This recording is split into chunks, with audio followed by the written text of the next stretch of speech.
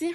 Alors, il va de soi aujourd'hui que nous sommes déçus par le projet de loi 9 qui a été déposé par le gouvernement, étant donné que pour nous, l'enjeu le plus important pour une intégration réussie des nouveaux arrivants au sein de la société québécoise, c'est la connaissance de la langue française.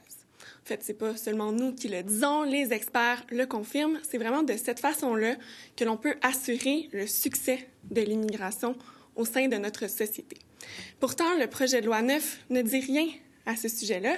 Même pire, dans le plan d'immigration de la CAQ déposé à la session dernière, il y avait des baisses de connaissance du français à l'admission des nouveaux arrivants plus basses que sous le précédent gouvernement libéral. Ça nous inquiète parce qu'encore une fois, la CAQ vient admettre que pour eux, ça ne les dérange pas que 60% des immigrants qui arrivent au Québec ne connaissent pas notre langue. Eux, ils disent qu'ils vont améliorer la francisation et on en est. On pense qu'on est capable de faire beaucoup mieux au Québec. Il faut évidemment améliorer les programmes. Il y a beaucoup de travail à faire là-dessus. Mais on ne peut pas non plus s'imaginer qu'il va y avoir un renversement de tendance magique qui va arriver comme ça du jour au lendemain. Si on veut vraiment avoir un impact significatif sur la connaissance de notre langue par les nouveaux arrivants, eh bien, ce qu'il faut faire, c'est hausser les cibles de façon très significative pour la connaissance du français avant l'arrivée au Québec. Autrement, on se retrouve avec une situation où il y a 90% des nouveaux arrivants qui échouent dans les cours de francisation. Puis ça, c'est quand ils ont accès à une place. Parce qu'il faut savoir qu'il y a juste 1/3 des immigrants qui s'inscrivent au cours de francisation. Les 2/3 ne s'inscrivent pas pour toutes sortes de considérations, que ce soit de nature monétaire, parce qu'ils ne sont pas capables de joindre les deux bouts pour nourrir leur famille à la fin du mois, ou encore tout simplement parce qu'il n'existe pas assez de place dans les programmes de francisation. Donc nous, on aurait voulu, comme premier geste du gouvernement, comme premier signal fort en faveur d'une meilleure intégration des immigrants, que ce soit des gestes en ce sens-là qui soient posés. Mais pire, ils ont rejeté la motion que j'ai déposée mardi à l'Assemblée nationale au Salon Bleu. Aujourd'hui, le ministre a refusé de corriger son erreur en ce sens. Nous, on se serait attendu à ce que le nouveau gouvernement, qui se prétend nationaliste, puisse avoir une posture beaucoup plus forte. À cet égard-là, c'est quelque chose qui est réclamé par la majorité des Québécois pour s'assurer de donner un élan positif à la situation de la langue française au Québec. Mais c'est également de donner tous les outils aux personnes qui décident de venir au Québec pour qu'elles puissent bien s'intégrer et réussir au sein de notre société. Juste une précision, est-ce que votre position est toujours celle de votre ancien chef, Jean-François Lisée, c'est-à-dire qu'avant de rentrer, il faut savoir si les gens connaissent le français? Est-ce que c'est toujours la position du Parti québécois? Idéalement, oui, nous aimerions. Je ne vous demande pas de c'est idéalement, je vous demande si c'est toujours la position. C'est toujours notre position. Par contre, vous aurez remarqué que dans la motion qu'on a déposée, on a laissé la chance au gouvernement quand même d'avoir une position, disons, plus de consensus. Quand on lui demande de hausser significativement les cibles de nouveaux arrivants qui parlent déjà français au moment de leur admission au Québec, on leur tend la main. C'est un peu une espèce de position mitoyenne entre notre position, par exemple, défendue lors de la campagne électorale et la leur, parce qu'on est bien conscient qu'on a des points de divergence. Nous, on essaie de trouver des points de rassemblement, alors on est vraiment déçus que le gouvernement ne se rende pas à l'évidence que pour améliorer la situation de la langue française au Québec, mais également pour assurer une meilleure intégration des immigrants, bien, ça prend une connaissance plus grande au point d'arrivée et non pas plus basse que celle qui était sous le précédent gouvernement libéral. Une petite dernière. Concernant, vous êtes toujours un parti indépendantiste. Oui. Lorsque la CAQ dit qu'elle veut rapatrier des pouvoirs du fédéral, entre autres sur la sélection de la résidence permanente, êtes-vous déçu de ça? Non, nous ne sommes pas déçus. Bien sûr que nous serons toujours militants pour que le Québec puisse avoir davantage de pouvoir. C'est vrai en immigration, mais c'est vrai pour toutes les autres compétences. Nous, justement, on est un parti indépendantiste, alors on veut que le Québec puisse jouir de l'ensemble de ses pouvoirs.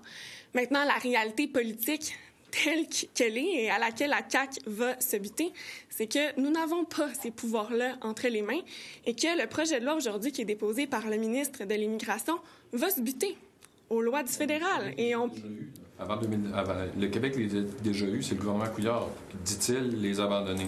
À l'heure actuelle, c'est détenu par le fédéral et je pense que ce serait très présomptueux d'affirmer que le gouvernement, du moins le gouvernement actuel de Justin Trudeau, accepterait de céder ces pouvoirs-là à la Coalition Avenir Québec, mais tout est nous, on est très, très ouverts à ça. On croit que le Québec devrait jouir de tous ses pouvoirs. Madame Fournier, vous parlez de la connaissance préalable du français avant l'arrivée sur le territoire québécois. Sauf que dans le projet de loi 9 qui a été déposé, on parle de la possibilité que le ministre aura d'envoyer davantage d'immigrants et de travailleurs en région. Donc, nécessairement, ils seront exposés au français.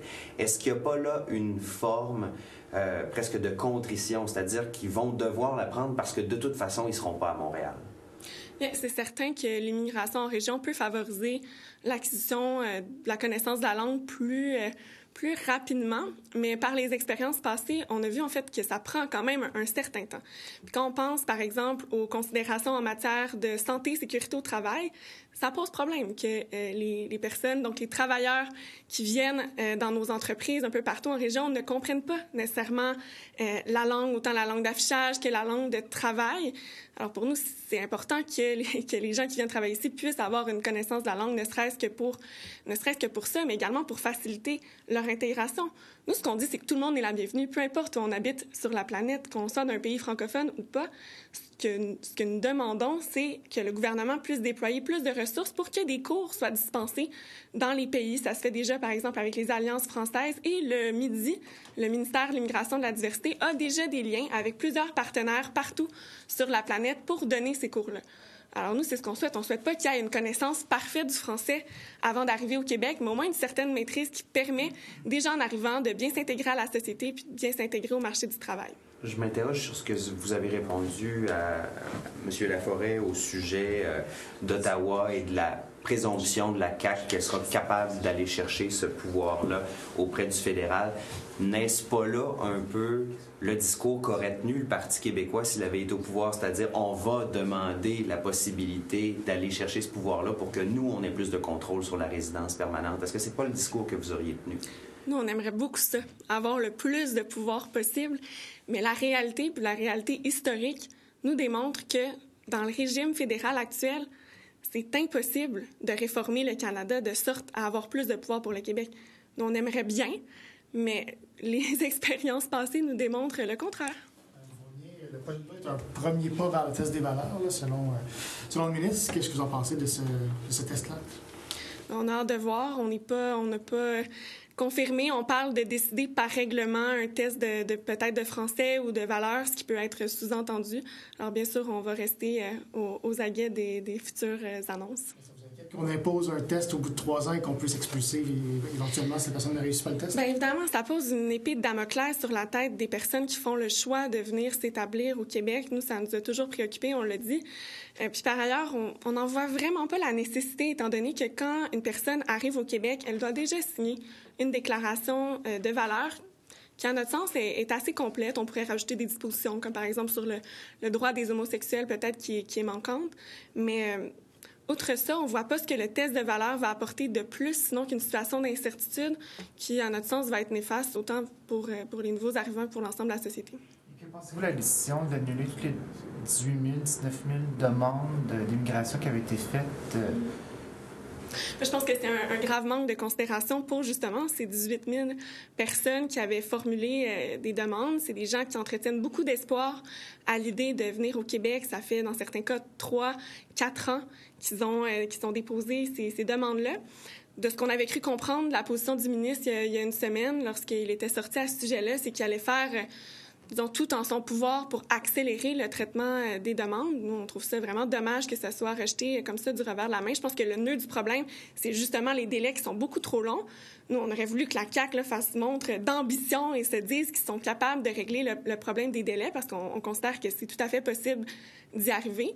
Mais de simplement rejeter le problème sous le tapis, on considère que c'est pas la bonne solution, puis c'est vraiment un manque de considération. Donc, le remboursement des frais encourus, là, parfois qui avoisinent 1 000 $, c'est un minimum, selon vous? Oui. In English, maybe, Ms. Fournier, how do you react to the government's will to send a maximum of immigrants into the region and to favor their learning of French? Well, that's a good thing to make incitative for the immigrants to go work in the region because the labor shortage is mainly in our regions. But we are disappointed that the bill that the minister presented today doesn't focus on their learning of French, because for us, it's the best way to integrate immigrants in the Quebec societies, to know the common language and to be able to work in that language also. C'est bon? Merci.